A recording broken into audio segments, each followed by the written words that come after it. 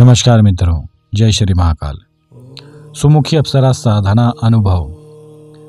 यह जो सुमुखी अप्सरा का साधना अनुभव है, ये पूर्ण प्रेम से भरा हुआ है और साथ ही साथ में इस अप्सरा साधना के दौरान किस प्रकार साधक ने अप्सरा के प्रत्यक्ष दर्शन प्राप्त किए और इसके अलावा साधक ने किस प्रकार साधना के दौरान ही अप्सरा के साथ विवाह करके उनसे संभोग किया, ये संपूर्ण अनुभव आपको आज इसी साधना के अनुभव में प्राप्त होगा।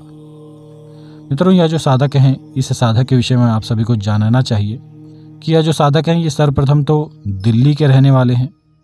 इसके साथ साथ में जो साधक हैं वो पूर्ण तांत्रिक हैं। इन्होंने अपने जीवन में कई बड़े बड़े स्थानों पर बड़ी बड़ी साधनाएं संपन्न की। इसके साथ साथ में जो साधक हैं उन्हें माता महाकाली के महाविद्या स्वरूप की सिद्धि प्राप्त है और इसके साथ साथ में भी साधक को बाबा काल भैरव के महाप्रचंड स्वरूप की सिद्धि प्राप्त है। और आप सभी समझ ही सकते हैं कि जिस साधक को इन दो महाशक्तियों की सिद्धि प्राप्त होती है, उसके पास किसी भी प्रकार की रिद्धि सिद्धि की कमी नहीं होती। यहाँ तक कि उस साधक की दिव्य दृष्टि भी जागृत होती है। इसी प्रकार के ये भी साधक थे। इन्होंने अपने जीवन में कई प्रकार की रिद्धियां सिद्धियां प्राप्त की थी, लेकिन आज तक इन्होंने अप्सरा की साधना नहीं की थी। लेकिन ये YouTube पर बहुत सारे साधकों के अनुभव सुना करते थे और उन अनुभवों से प्रभावित होकर इन्होंने मुझसे संपर्क किया। एक दिन मुझसे संपर्क करने के बाद साधक ने बाकायदा अपने विषय में बताया और हमने कुछ परीक्षाएं भी ली इनके दिव्य दृष्टि की, और उस दिव्य दृष्टि परीक्षा में साधक बाकायदा पास हुए। इसके बाद साधक ने हमें जब हमसे पूछा कि गुरुजी मुझे कौन से अप्सरा की साधना करनी चाहिए, तब हमने इन्हें देखकर इनके स्वभाव के अनुसार हमने सुमुखी अप्सरा की साधना की दीक्षा इन्हें देने की बात कही। साधक ने बाकायदा मेरी उस बात को स्वीकार किया और इन्होंने कहा कि जैसा आप कहेंगे मैं वैसा ही करूँगा। इसके बाद हमने कुछ विशेष तिथि में इन्हें हमने सुमुखी अप्सरा के मंत्र की दीक्षा प्रदान की और इस मंत्र दीक्षा के पश्चात मित्रों साधक ने हमें कहा कि गुरुजी मुझे कुछ ऐसी साधनाएं बताइएगा जिससे कि मुझे जल्दी से जल्दी सिद्धि प्राप्त हो जाए। तो जल्दी सिद्धि प्राप्त करने के लिए कुछ विशेष विधान होते हैं, वह विधान हमने इन्हें बताए। उस विधान को करके साधक एक विशेष स्थान पर गए, एक विशेष मुहूर्त में। उस स्थान पर जाने के बाद साधक ने सुमुखी अप्सरा की साधना आरंभ की। मित्रों, यह जो अनुभव था ये बहुत ही दुर्लभ रहा। ऐसा अनुभव शायद ही किसी साधक को होता है।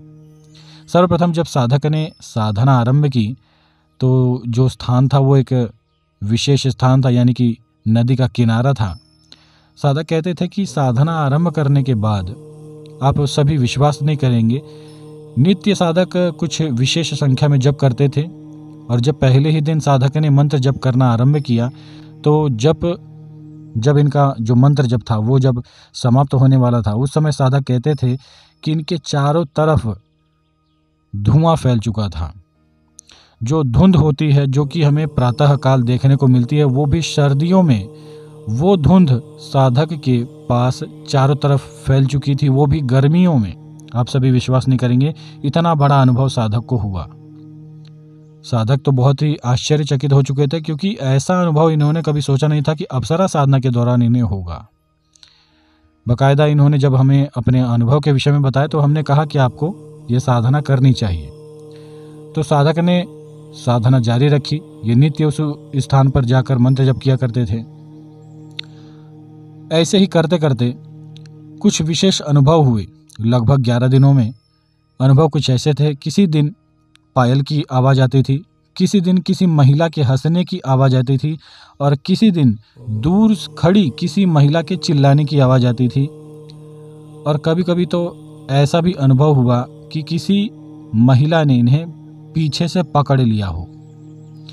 यह तो अनुभव हो ही रहा था। इसके साथ साथ में जब ये साधक साधना कर रहे थे, उस साधना के दौरान कई बार ये जो अप्सरा है ये अदृश्य स्वरूप में आकर साधक को चूम लेती थी। इसके साथ साथ में कई बार अप्सरा ने साधक के लिंग को भी पकड़ लिया था। इन अनुभवों के साथ साथ अप्सरा ने एक दिन बहुत ही दिव्य स्वरूप में साधकों को दर्शन दिए। जैसा कि मैंने आप सभी को बताया कि ये साधक नदी के किनारे साधना कर रहे थे, तो एक दिन साधक देखते हैं इन्हें अपने सामने एक स्थूल शरीरधारी स्त्री के होने का आभास हो रहा था। साधक ने जब अपनी आंखें खोली तो ये देखते हैं, क्योंकि जो साधना कर रहे थे ये साधक, उस समय लगभग रात्रि का समय हो चुका था। साधक देखते हैं कि नदी में से एक बहुत ही सुंदर सी लड़की, लगभग 16 वर्ष की एक कन्या इनके सामने नदी में से निकलती है, और वह भी पूर्ण नग्न। साधक कहते थे कि गुरुजी वो इतनी सुंदर थी कि कोई यदि सामान्य साधक या कोई सामान्य व्यक्ति उसे देख ले तो उसका तो वीर्यपात ही हो जाए उसी समय। साधक कहते थे कि एक बहुत ही दिव्य सुगंध उसके शरीर से निकलती थी।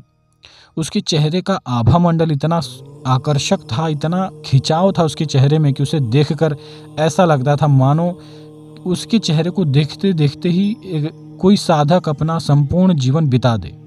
इतनी आकर्षक और इतनी सुंदर। यदि ये संभव रहा तो हम कुछ ऐसा ही चित्र आपको स्क्रीन पर दिखाएंगे। तो मित्रों, इसके बाद साधक कहते हैं कि वह अप्सरा पानी में से निकली तो संपूर्ण नग्न थी, और इनके पास आकर अप्सरा ने पूर्ण रूप से इन्हें भी नग्न कर दिया। इन्होंने बाकायदा एक केवल धोती पहनी थी, क्योंकि साधनाओं के दौरान साधक जो होते हैं वो बिना सिला हुआ वस्त्र ही पहनते हैं। तो साधक कहते थे कि इन्होंने जो धोती पहनी थी, अप्सरा ने वो धोती पकड़कर खींच दी और ये भी पूर्ण नग्न हो चुके थे। और इस साधना के दौरान साधक का जो लिंग था वो जागृत हो चुका था। आप सभी समझ ही सकते हैं मैं क्या कहना चाहता हूँ। बाकायदा अप्सरा ने इनके साथ संभोग किया। उस समय जो साधक थे उन्होंने पूर्ण काम ऊर्जा अपने शरीर में महसूस की, और साधक कहते थे कि गुरुजी ऐसा लगता था मानो साक्षात कामदेव ही मेरे शरीर में आ चुके हैं और साक्षात रति देवी मेरे ऊपर बैठी हुई हैं। वो अनुभव एक ही बार का था। उसके बाद जैसे ही साधक का वीर्यपात हुआ उसी समय अप्सरा लुप्त हो गई, और कहाँ गायब हो गई ये आज तक साधक को नहीं मालूम पड़ा। इसके बाद साधक कहते हैं कि इन्होंने साधना और भी की। लगभग 11 दिन की जब इनकी साधना संपन्न हो गई तो साधक ने अप्सरा को बुलाया, लेकिन उस समय साधक नहीं आई। इसके बाद साधक ने हमें कहा कि गुरुजी हमें कुछ ऐसा कीजिए कि उसी अप्सरा के दोबारा दर्शन मुझे प्राप्त हों, क्योंकि एक बार जब इन्होंने दर्शन कर लिए अप्सरा के तो ये पूर्ण रूप से मोहित हो चुके थे। इसके बाद हमने दोबारा इन्हें अप्सरा की साधना करवाई, और इस बार हमने इन्हें कहा कि इस बार आपको अप्सरा के साथ संभोग नहीं करना। जब तक वह आपको वचन न दे दे तब तक तो आपको उसके साथ संभोग करना ही नहीं है। इस बार हमने कुछ सुरक्षा कवच लगवाए जो कि अप्सरा को रोकने के लिए थे।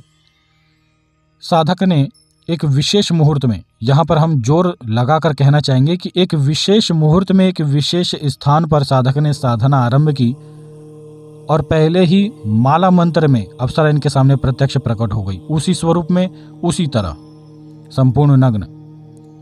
दोबारा अप्सरा ने इनके पास आने की चेष्टा की, लेकिन जो सुरक्षा कवच हमने लगवाया था उस सुरक्षा कवच के कारण अप्सरा इनके पास नहीं आ पा रही थी। अप्सरा ने दूर खड़े हुए ही इस साधक को अपने तरफ आने का इशारा किया। साधक ने मना कर दिया। अप्सरा ने प्रेम पूर्वक कहा कि हे देव, मैं आपके साथ संभोग करना चाहती हूँ, कृपया आप मेरे पास आए। आप मेरे नाथ हैं, आप मेरे पति हैं और मैं आपकी पत्नी हूँ। जब इतना कहा तो साधक कहते थे कि एक बहुत ही भयंकर वशीकरण या फिर एक प्रकार का खिंचाव इनके अंदर आया, और साधक अपने आप ही स्वतः ही अप्सरा की तरफ चलने लगे। लेकिन फिर अचानक ही साधक ने अपने आप को संभाला और वहाँ पर साधक अप्सरा के सामने जाकर खड़े हो गए। साधक ने कहा कि हे देवी, जब तक आप मुझे वचन नहीं देंगी तब तक मैं आपके साथ संभोग नहीं करूँगा। यहाँ पर बाकायदा कुछ देर तक बातें चली अप्सरा की और साधक की। इसके बाद अप्सरा साधक को वचन देती है। वचन क्या क्या दिए गए वह हम यहाँ पर नहीं बताएंगे, लेकिन इस वचन के देने के बाद सुमुखी अप्सरा की संपूर्ण सिद्धि साधक को प्राप्त हुई, और साधक ने पूर्ण रूप से उसके बाद फिर दोबारा वहाँ पर जैसा एक गंधर्व विवाह होता है। साधक ने और सुमुखी अप्सरा ने वहाँ पर संभोग किया और इसके पश्चात साधक को वह अप्सरा की सिद्धि प्राप्त हुई। यह घटना या फिर इस प्रकार के अनुभव सभी को नहीं होते, ये सभी आपको समझने की आवश्यकता है। यदि आपने अपने जीवन में किसी बड़ी शक्ति को सिद्ध करके रखा हो या फिर आपके पुण्य अधिक हों, आपके कर्म कटे हुए हों, तो हो सकता है आपको पहले ही बार में अप्सरा के दर्शन हो सकते हैं और इस प्रकार के अनुभव भी हो सकते हैं।